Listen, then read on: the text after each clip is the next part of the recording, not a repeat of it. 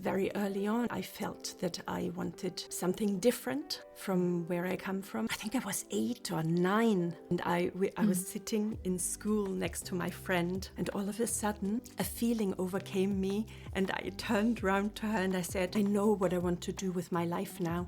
I want to be an actress. My life is all about stories, either telling them or absorbing myself in them. I always come back to this belief in yourself. Be your biggest ally, be your biggest fan, to really go and explore what it means to follow through your dream. I'm still working on it. Do you feel also you have this voice in your head you constantly checks back? I think we all have it, and maybe it is living with it, and we just stand up again and continue. To accept that it's there and to say, yes, I hear you, but Thank you it's so not much just for now. your advice, Yeah. but no thank you. Yeah, exactly. Today's a beautiful day, and thank you so much for joining us, for sparing the time for this conversation. I'm going to introduce you. You're an actor and also casting associate at Maria Lohn. Am I pronouncing your name correctly? Yes, perfect. Okay. Wonderful. Can I just say something? And you're like, what are you doing? What are you into? I love this. You have written Maria Christine Neubauer. That's the name I was born with. Okay. Beautiful. It's a gorgeous name. And Maria Lohn is the actress. That's the one you use as an actress. That's and right. An artist. That's my artist name. Love it. Simply because it's very easy to pronounce, and it's my mother's maiden name. And living in Britain for such a long time, and people could never pronounce Neubauer. It always ended up with Neubauer. No. I was like, no, Lohn. You can do Lohn. Oh, so good of you. Okay, I want to ask you about your beginnings. And the first question is, when you look back, if you look back, I mean, you're very young, so probably you don't look back that much, but still, when you look back, do you know exactly now? Can you pinpoint exactly what was your starting point as an artist? How did you feel that it was, your calling, something that was important for you from the childhood? How this path found you? That's a very good question, which I often ask myself, I guess. It's... I guess very early on, I felt that I wanted something different from where I come from. I remember, I think I was 8 or 9, the age my son is now, and I was sitting in school next to my friend Anita, and because we were, I don't know, I think it was mathematics we had or something, and all of a sudden I remember it very profoundly, like some kind of a feeling overcame me, and I turned round to her and I said, I know what I want to do with my life now. I want to be an actress. Wow. And she looked at me and she just laughed. She just laughed. It was so bizarre. I was so stupid somehow, in mathematics class to talk about an 8-9-year-old child to have such a, It was brilliant. And after that, then it rested again, and I didn't touch that again. It found me then really like where I then properly made the decision was after school, when I was much older. I then walked the path properly. Yeah, it was. Yeah. Why do you think you had that thought right on the spot? Were you like daydreaming because obviously you were not concentrating on what that class was about? Not at all. Not at all. I was not the best math student. I was more languages, and stories. I think my life, my life is all about stories, either telling them or absorbing myself in them. Very early on, I read a lot as a child. I started reading at the age of 5. Like my friend, who was just a year older than me, taught me to read, and from then on, my life was all about stories. Do you happen to have a favorite book, something from childhood? Pippi Longstocking. Oh yeah, okay. I love her. Is it Pippi Long? Pippi Longstocking. Oh, I love her. Yeah, Astrid Lindgren. I mean, and also, isn't it like the way she describes childhood in this perfect, like there are no troubles in those childhoods that she writes about, and that was, I loved that very much. Can I have that now? I think I would like that now. I think really I would love to have the horse, and then I can just lift it because I'm so strong. Well, and also it's beautiful. Just not caring about anything. Yeah. And I felt connected with her because, in the beginning I didn't have a father. I didn't grow up with a father. I had my mom and my grandparents. It was amazing. So I felt like, connected with her. But she just was so cool. Like she just didn't care. I'm going to be more like she her. Didn't care. Oh, yes. But role model. It wasn't really possible back then in my childhood. It wasn't, you had to be good at school. You had all those obligations. Oh, I love Maybe that's where it came from. So I just want to walk my own path. I don't want to do what everybody else does. I think, that's what I just admire about Pippi Longstocking. Yeah. We love her. And then you decide, so with 9, which is amazing, you're like, I'm going to become an actor. And obviously your friend is like, yeah, right. Like has no idea. You guys don't know what, you're 9. You're 9. Hello. Maybe you don't have that around you or anyone in your life, I assume. There was an Not actor. at all. Did you have someone in the family? Not at all. No. I mean, my aunt, she was a singer, but not really.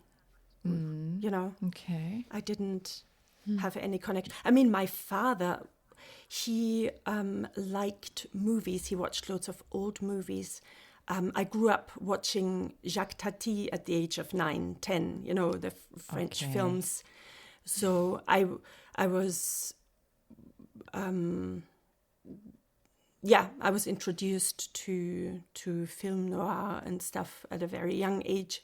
My father was also a jazz addict, but that's a different story. But that's where maybe, I was introduced to good filmmaking also from very early on. And I did speak to him about wanting to become an actor. And then he told me to watch Das Narrenschiff. Do you remember that film? It's, if you haven't seen that, from the 1960s, I think, with the most influential actors of our time. Do you know the English name of it? Ship of Fools, I think it's called. Okay. I haven't watched that. We have to look into that one. Yeah. And why did he say you should watch that? Because he was a teacher, so he was also not maybe a musician on the side. Mm-hmm. But I think he saw when he understood what good art was. And he also, he was friends with famous painters back then, and he littered the house with paintings. He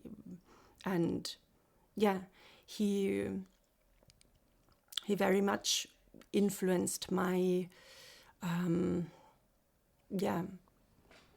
to understand what is influential, what is profound, what is maybe has world-changing potential, certain crafts. Yeah.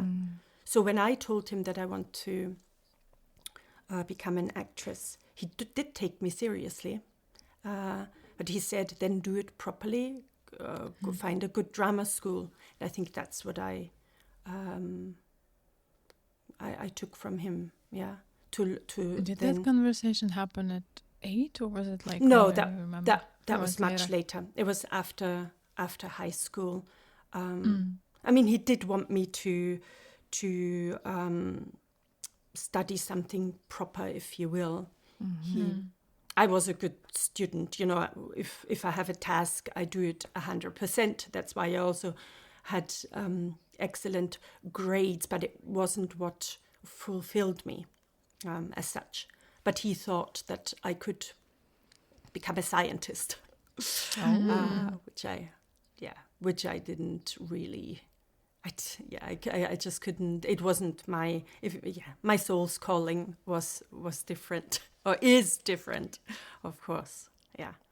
Well, you kind of are doing that as an actor and creative, right? You're studying the human, humans and their behavior, and it's like when we work on characters, you have to find the layers and dive deeper. So, you kind of did go there. Just in a different way than Daddy thought. Okay, now I also understand, because you have this, I'm lucky enough to know you, and I've known you for some time now, and you have this innate drive in you, which is beautiful. So you applied for the best acting schools in Austria. And when you're in the school, you also then, so I have like 2 questions in one a little bit.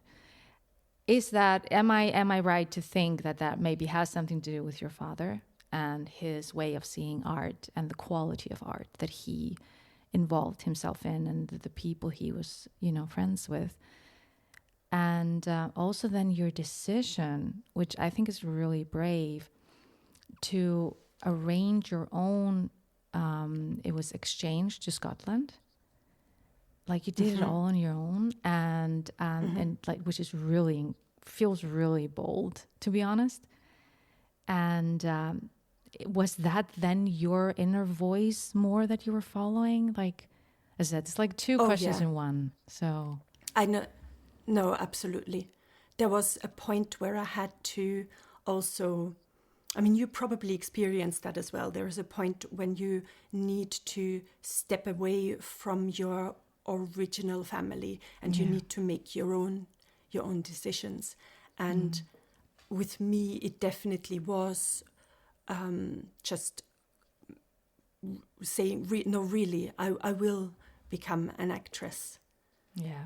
Because before, people were always like, yeah, sure, yeah, just. But then when I finally said, no, this is what I will be doing, then it became serious. Like, then people were like, oh no, hang on a minute, we thought that was just a dream. No, we are not gonna do that. And I said, yes, I will. And that was when I found myself, okay, if I want to do this, I will do this on my own. Because my parents or my family, or in general, the place where I come from, it's a different path that people take, and to convince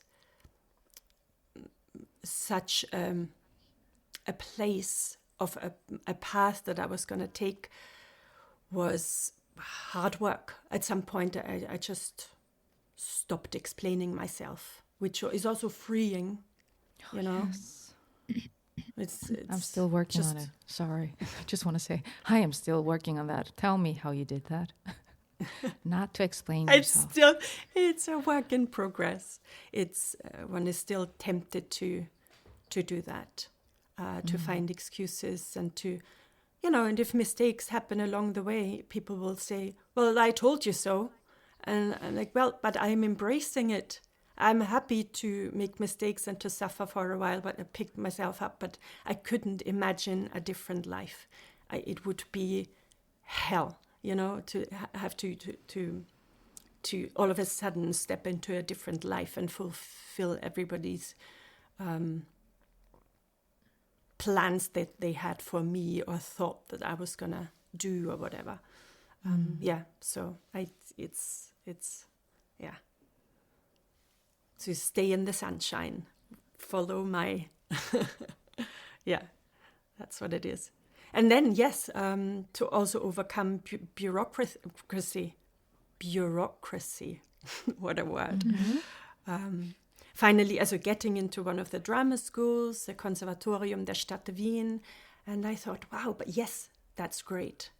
Did 2 years, but now I need to see even more. And I want to open myself up to the English-speaking world, to get closer, even closer to where I want to be. And to set that up, I maybe also opened new doors for that school, because I think maybe other students did that after me, or kind of was easier for them, because I had to lay the foundations for the Erasmus exchange. I think they were also surprised that it works, that it's possible. You mean the school or who? Both schools. I chose, coming from the Conservatorium der Stadt Wien, and then choosing the Royal Conservatoire of Scotland. Both schools had never really done that before. So for both schools, But I also have to thank the EU. Without the European Union, this wouldn't have been possible. It was all funded by the European Union, which now with Britain isn't possible anymore, I just realized, because of Brexit, which is a big shame. So And out of all places, you have chosen Scotland. Or were there a couple, countries or schools in consideration, and that was the one that you've chosen? How did that process work? Obviously, it was also... back then, I was together with a Scottish guy who did his PhD in Vienna, in organic chemistry at the University of Vienna at the time. And he told me of that school. And when Here's your love for science. Sorry for the dutiful... to say that. You're so right, though. You're so right. Organic chemistry. Please continue. So, and I mean, Scotland is a lovely place, and the people are very, I always feel people are very similar to Austrians. Sense of humor, it's just, I love Scotland. And that school has actually been many times listed as one of the top drama schools in the world. So me applying there was like, I'm never gonna, they're never gonna take me. And then, I was lucky enough that they did take me, and I was able to get a place in it. So I'm forever grateful for that. How long did it take you to adapt? Obviously, you had like a Scottish boyfriend, so you had a bit of a taste of accent.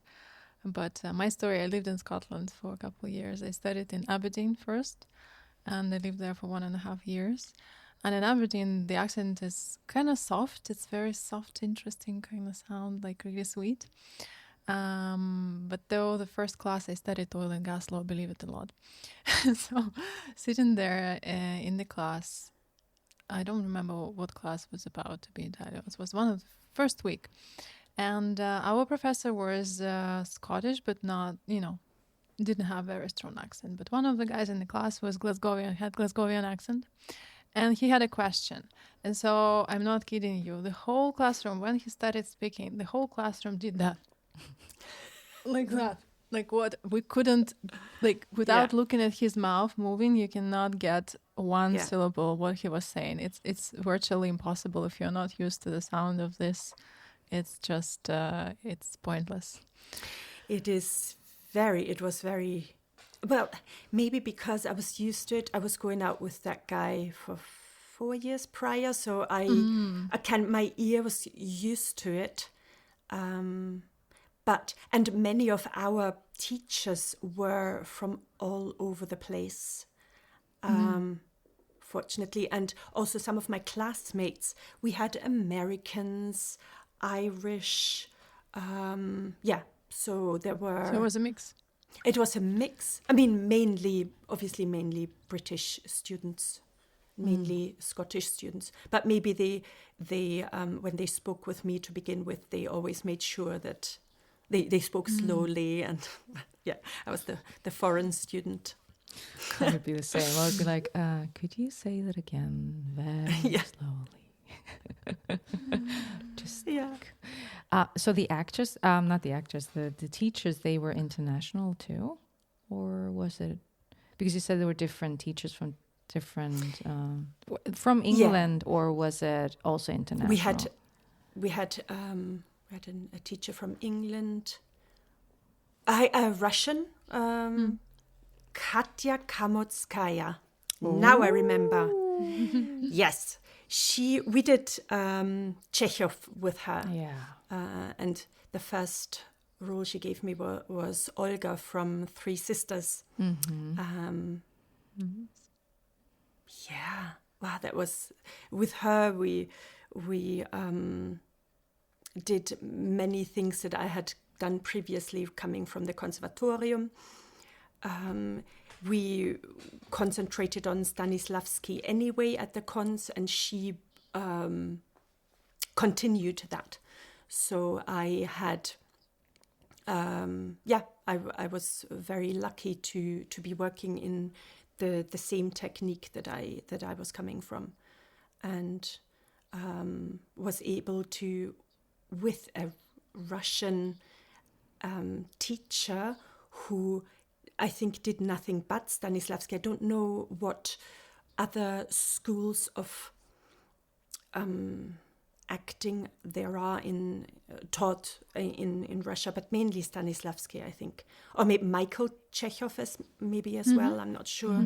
He's which I haven't studied. Michael Chekhov I haven't studied, but Alan, my husband, for example, he loves Michael Chekhov studies. But with Stanislavski, where you have a clear object, you enter the room with a clear objective, you know what you want, and it's the struggle that we see. And as you're working out the tactics, how to get to your goal, this is how I work. I love it very much. With a little bit of Meisner at the cons, we also had Meisner technique, which is also... That's where I learned to be in the moment, work from your partner.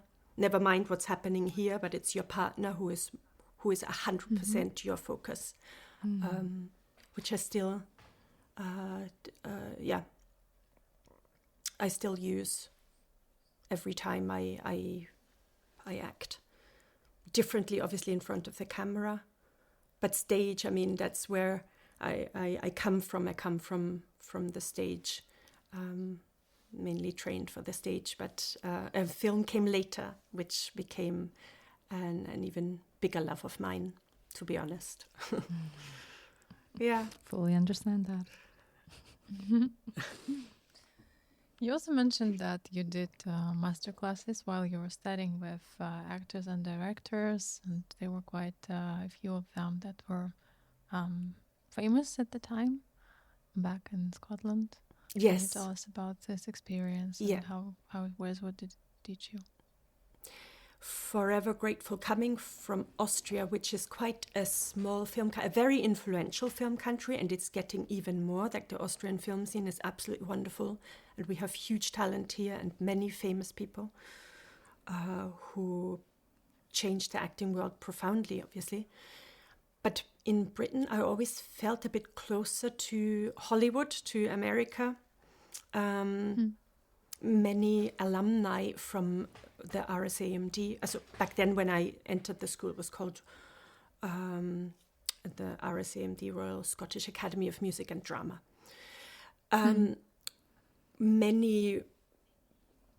So we had masterclasses with Robbie Coltrane, who was filming Harry Potter at the time. He played Hagrid. He sadly passed away a few years ago.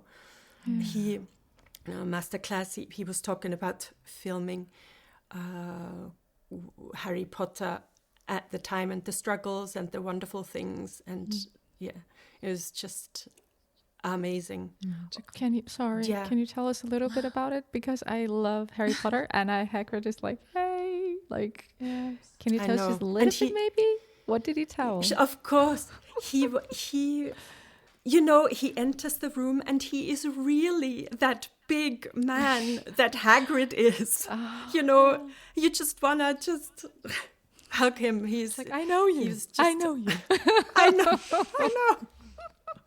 Yeah, and what a humble man. Honestly, you wouldn't believe how humble this man was.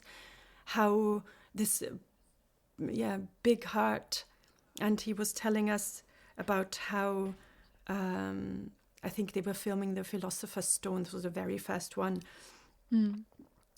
Where the Harry Potter actor, he was still a very small boy, like the age of 10 or 11 or something, tiny, you know, not a lot of acting experience back then, Daniel Radcliffe. Obviously the most amazing choice they made to hire this wonderful young actor. And there was this one point where he has to cry and the tears wouldn't come for Daniel Radcliffe. And Robbie Coltrane told us that he just told Daniel Radcliffe to relax and the tears will come. Don't you worry about it. Never mind the crew standing here. You can do this. And it worked. So it was like, oh my God. Yeah. It's just, Or David Tennant, where they had to, like, he's amazing. They had to close off the school because the fans would, we were sitting in Masterclass and outside were the fans, because they had seen David Tennant enter our school. And he told us about his beginnings, you know. He was an alumni of that school and his first job and then ups and downs. And also such a nice guy, completely humble, it was amazing. Who else? Alan Cumming. I love him. God. He is huge, you know. His personality is huge.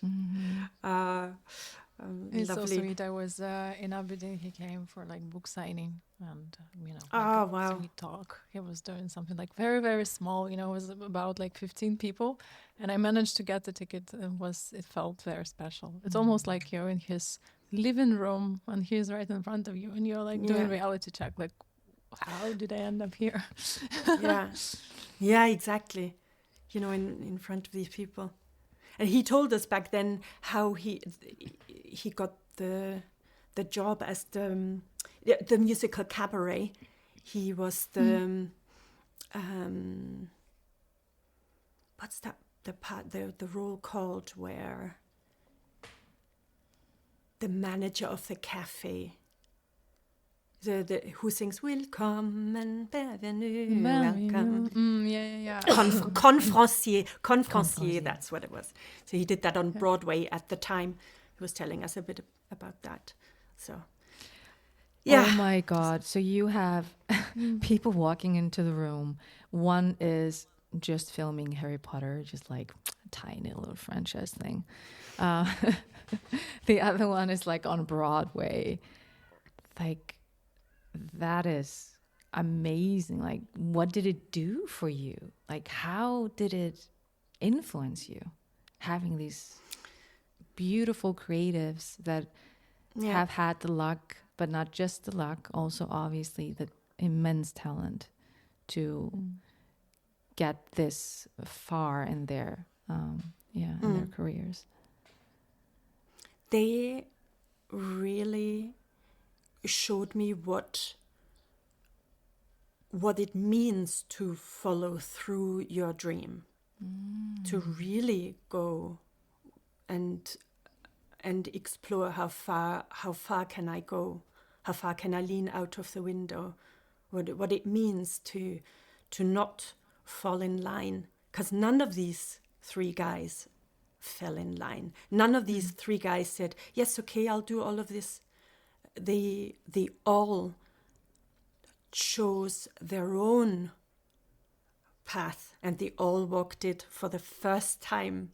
They didn't copy anybody. They didn't they just they had the courage. And this is, I think, for me, how, what impressed me the most is to have the courage and to believe in yourself. This is so great. Or to believe in yourself. Yeah, that I'm still working on it, honestly. The believing in myself is... Do you feel also you have this voice in your head you constantly checks in, are you sure? Are you sure? Don't you think that was constantly? And I think these guys just found a way to shut this voice off and to, Or maybe they just found a way to live with it. Because I think we all have it, and it's sometimes, I wish I could turn mine off. I really wish. Sometimes I'm just like, and I was talking to Valerie the other day, I was like, oh my God, my thoughts just brought me into this black hole. And I knew rationally, I'm like, this doesn't make any sense. I'm safe. Everything is good. Everything's, and I just spiraled. Not you, I spiraled. And maybe it is living with it, and we just stand up again and continue. Yeah. To accept that it's there and to say, yes, I hear you, but at the moment I come back later. Thank you so not much just for now. for your advice. Yeah. But no, thank you. Yeah, exactly. Yeah.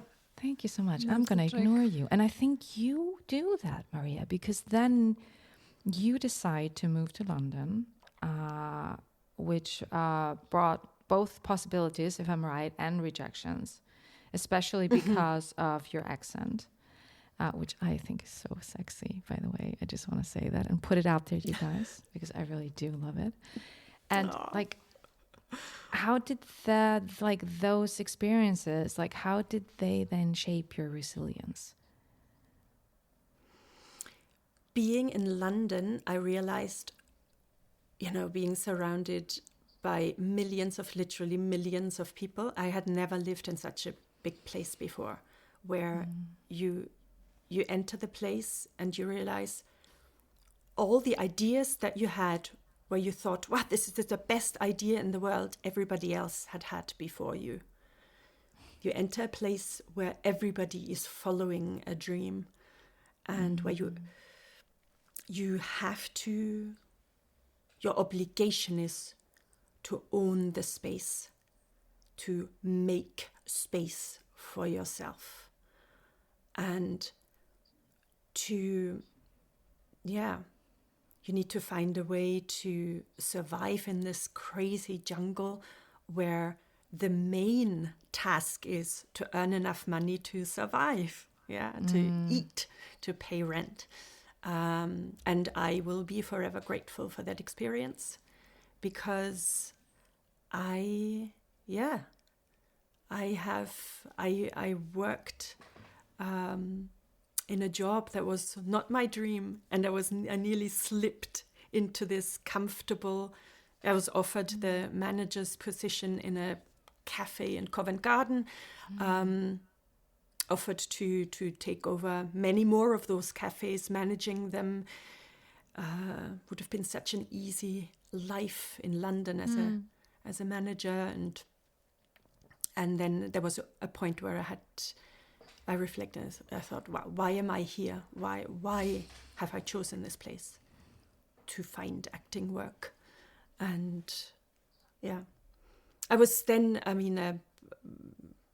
Fate took me out of this exploration. My father had passed away at the time in Austria, so I decided to live with my mum for a while, go back to my birthplace, which was very nice as well, to reconnect with my mum, my brother. And it brought me back to Vienna, to where I studied, and I was excited to work in my mother tongue again. That was wonderful. I had some great stage experiences in Vienna, and also was lucky enough to found my own theatre company with my husband, Alan Bergen, and many others actually. And yeah.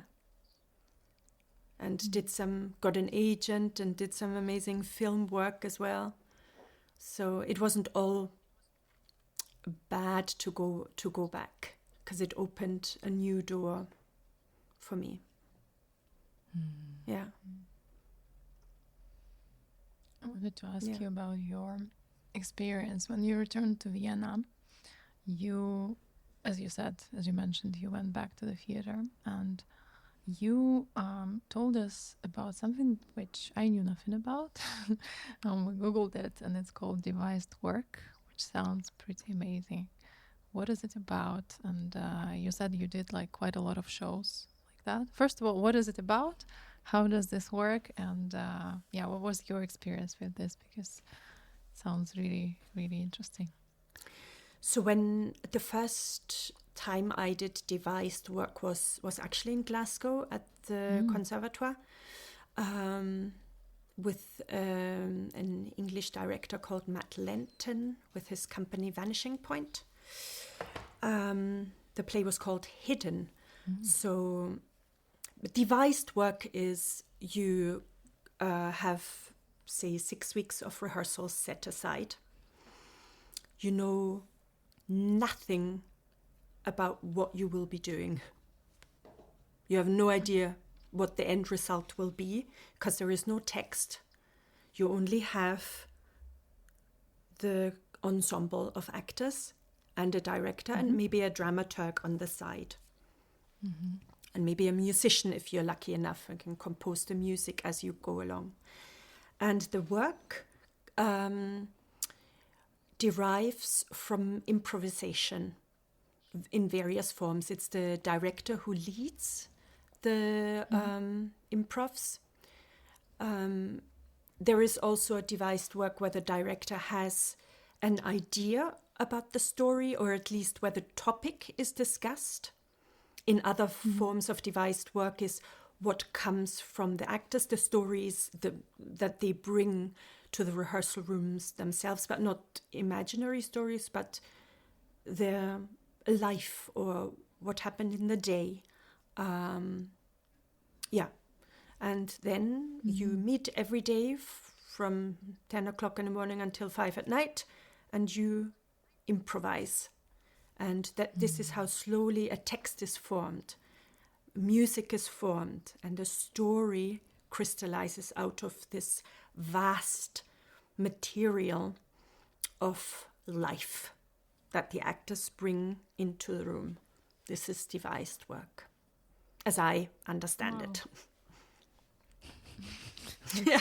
And is there someone there who is like writing it down, or how do you write your lines yourself? Yeah, so it's either, depending on the scale of the production, there's usually a dramaturg who sits on the side and who writes and who filters out the interesting things or the nitty-gritty stuff that we need to look into again and make it bigger, make it richer. Sometimes it's just the director who writes down the words, who comes up with the text. Sounds fascinating. It's a completely different way of. The simpler thing is that you get given the script of an established play, and you learn the lines. You concentrate on your own character. You prepare, and that's. But I think for the craft, and maybe also for the freedom, let's be honest, that's what we want. We want to take our own story. We want to stand naked in front of everybody and open up and everything, and have everything spill out that you have. That's why I want to be an actor. I want to have my body and my psyche to be the tool and the material that I want to present to the world and to form it into art. Yeah. This is why I want to be, why I do what I do. Which you're really good at. I have seen you on stage. I've seen you on the screen. but snippets. And I want to go back to that, the screen now. A Town Called Purgatory. Is that how you say it? That's right. Purgatory. Yes.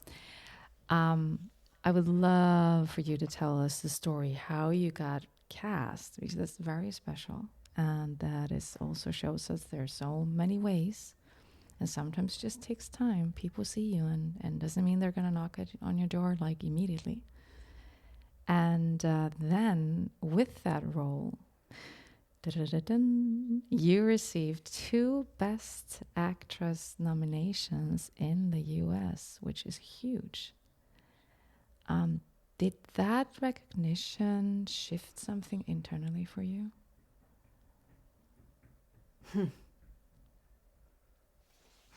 So, yeah, A Town Called Purgatory, for me, I'm forever grateful for this thing to just fall into my lap. It feels that I never had to work hard to get this. There are some things, isn't it, that find you. You don't have to work hard for it. And they are usually the best things, for me anyway. So it turns out I get a phone call from a very good friend of mine who years ago saw me doing Lady Capulet from Romeo and Juliet in a Shakespeare in the Park production in Vienna. And the Lady Capulet that I portrayed, she was a drunk, constantly smoking woman, and it was outside, so I had to actually smoke. It's crazy. A woman who was just beaten by her husband. It was a really a role that I loved playing very much. I cried when that was over. And he saw me in that production. I had all forgotten about this. And because his friends from America were coming over to film a horror western in Lower Austria at a western theme park. And he suggested me to that production team because most of the characters were cast in the US and they were flying them in. But for this one female lead role, they were wanting to cast a European woman, the sorceress of that town, Purgatory. And back then in 2021, in February, we were all in lockdown here. So the producers were flying over. I was told there will be a casting with Dan DeLuca and Ken Arnold, the writers of the of the screenplay, and Matt Savito, the director, who had a long-standing role in The Sopranos back then, if you remember that. And we were cast because we weren't allowed to meet somewhere inside because we were all on lockdown. So we met in Stadtpark in Vienna at that stinky duck pond, I remember. And I'm doing that casting with Matt Savito on that park bench, filthy park bench. I think we found a crack pipe somewhere underneath. It was horrendous. And then I was, they called me a week later. They had flown back to New York, and then a week later I get the phone call saying that they want to cast me in that role. And then we filmed for a whole month because we were all still in lockdown in that Western themed town in Lower Austria, lived on that film set because we were not able to go in and out because of the COVID scare and everything. So yeah, that was for the first time I was able to create a part from finish to end. Usually, I was used to before I had a day roles or episode roles where it's over in a second, where you don't really get to explore the part. But I was allowed to create the part from finish to end. She was mine in the end, that woman, Anna Place. And yeah, and being amongst all those men, she was the only female part. It was just, oh my God. And then on an American film set, the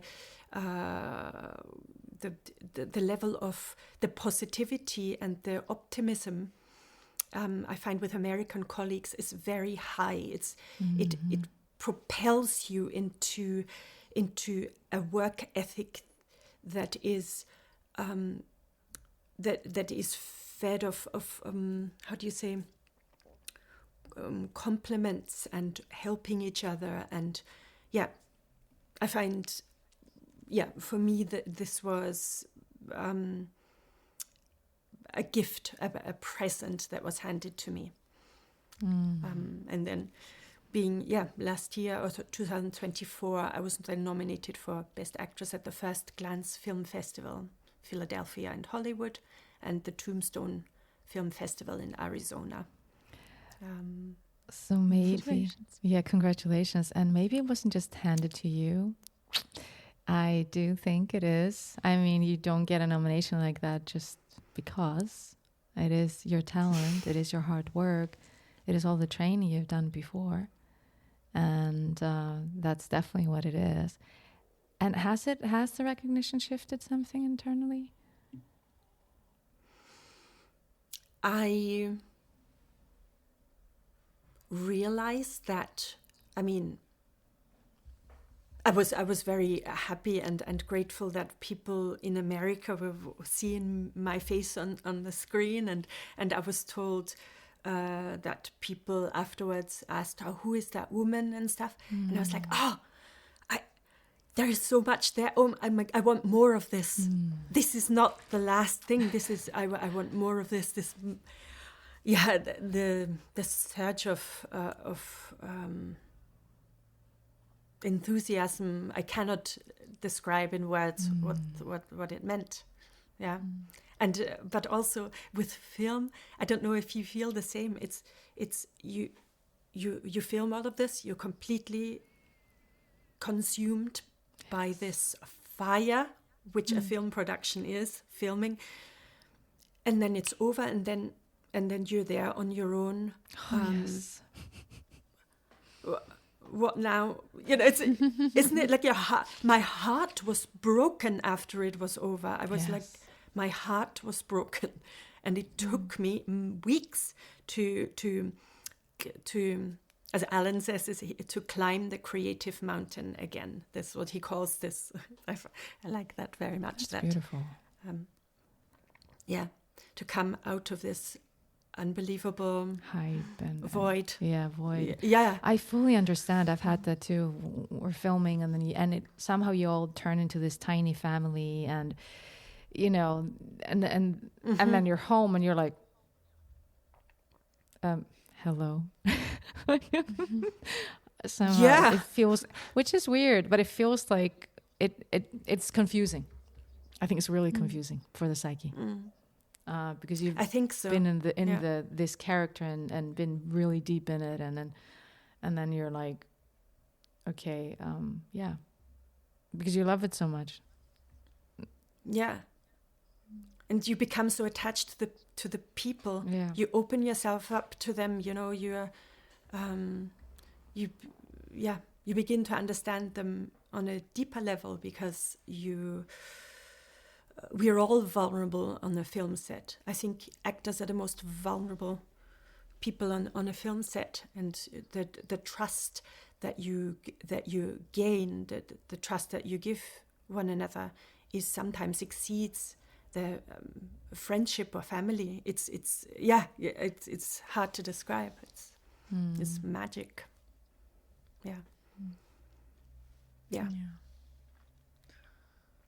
I want to ask you, because now you decided to make a move towards casting yourself. And how did that shift happen, and what did it teach you being on the other side of the table? Did it give you any type of insights in terms of if you'll do casting again as an actor, hopefully very time soon, would you have some sort of life hacks how to go from these proceedings, because you already know kind of the inner kitchen of it. Great question. Yeah. In a nutshell, very quickly, I had done my back in somehow, really sore back, and I was really depressed. And I thought, oh my God, because whenever I have a physical ailment, I feel this is never gonna go away, and that's the whatever. And I thought, okay, what can I do now? I cannot move, but I can sit at the computer and I can write emails and apply for jobs. And one of the jobs that I always wanted to, I was always interested in was casting. There was one, now I remembered her name again, Carleen Crawford. She was a very inspiring casting director back then when I was in the UK. A very young, vibrant. She's known for I, Daniel Blake, if you ever, I think it was, won an Oscar. Yeah. So I always thought, how did you do this, you wonderful woman? How did you get there? Wow, she was just so amazing. And all of this came back a bit in Vienna. And then when I had the back pain, I thought, okay, I'll write to all the casting directors that I know of in Vienna. I'll write and ask if they need an assistant. And two replied, Angelika Kruppay and Marion Rossmann. And it was so lucky because Angelika was casting The Regime with Kate Winslet at the time. Right. They needed, because it was filmed, parts of it were filmed in Vienna, and they needed a few roles cast here. And she said she needed help with that because it's English speaking. And since I was a bit involved in the English speaking theatre and film community in Vienna, she asked me, do you know people? I mean, I said, I know plenty of people. So that's how I started. That was my very first job as a casting assistant, to help cast a few roles for The Regime. And that was successful and stuff. And I want more than Marion Rossmann. She also got in touch, and I've been working with her now for 3 years, 2022 and 2022. So yeah, I got to help cast Vienna Game, the Disney Plus thing. We've just signed last week. We just signed another international project. I just signed the NDA, so unfortunately I can't tell you about it. You were so excited. I was like, what is happening? What's happening? Tell me. I know. I cannot wait to tell people. It's an international project with a big studio. So sounds exciting. it's so cool. It's so crazy with these and American productions. You always need to sign an NDA. It's always Austrian productions. The film script can be read by anyone, not a problem. I like that as well. I'm laid back like that as well. And so to the your second question now, the other side, and I get to. So my work is I read in as well for the actors in the studio. We have lots of e-castings, obviously, because that was what COVID gave us, which is also great. They're great things with e-castings. The studio castings, the immediacy. We all know how important it is to smell the other person, to see the eyes properly and all that. We know all of this. The connections are made with real physical connection. You shake the hand.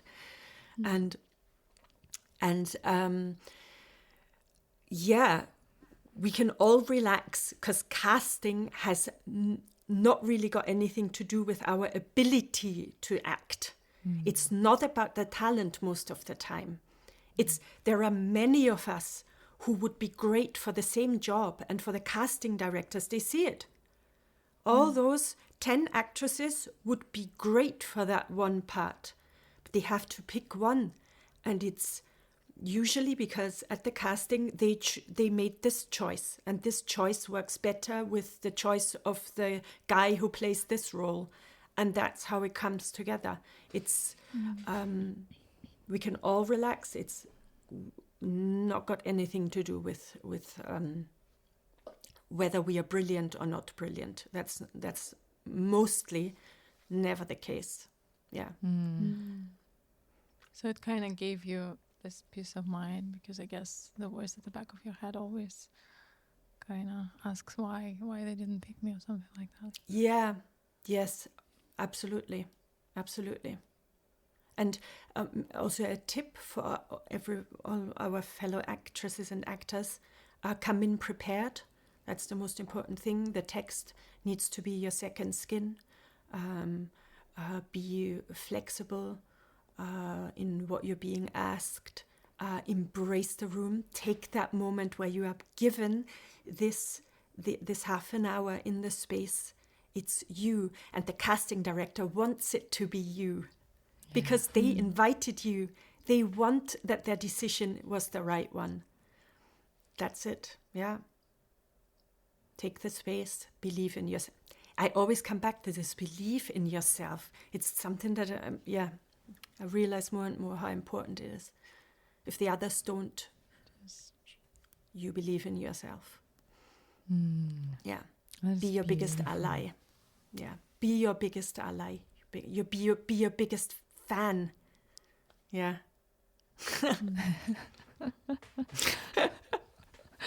That is beautiful. Yes, let's be our biggest fans. I'm your fan, so. So be there. Any future projects that you're allowed to talk about that you'd like to mention? Yeah, I would love to mention. I asked how much I'm allowed to talk about it. So Alan and myself, we are doing a project with Spectavision. Spectavision is a film production company that was, amongst others, founded by Elijah Wood, and I'm a big Lord of the Rings fan. And when I heard that, I was like, oh my God. Yeah. He took on, so him and his colleagues took on a podcast which was written by Philip Thorne and Øystein Braga. And they are people that Alan had worked with before through the Amelia project. They're doing loads of their podcast fiction. And Spectavision is also specializing in podcasts with visual elements in it, which is new. And the piece we are doing with them is called Dial It Up. And it's very, it starts off as a rom-com, and then very quickly turns very dark, and I love it. I love it very much. Oh, I play the girlfriend, and Alan plays the main guy who is being messed around with. Yeah, it's a podcast show. Yes. Video. Wow, that is new. It's new. It's cool. So with video, got it. So it's not, okay. So you're staying in beautiful. So you're staying in characters the whole time, and nice. Yeah, I'm very intrigued because I also can't really imagine what it will be like, the result. But they know exactly what they're doing, and they're very, very excited about it. And I can't wait to start on it. Sometime in 2026 we'll be starting. Yeah. Congratulations. That is beautiful. Fingers crossed for you. Yes, that's amazing. And thank you so much for your precious time, and your journey is inspiring. Thank you so much.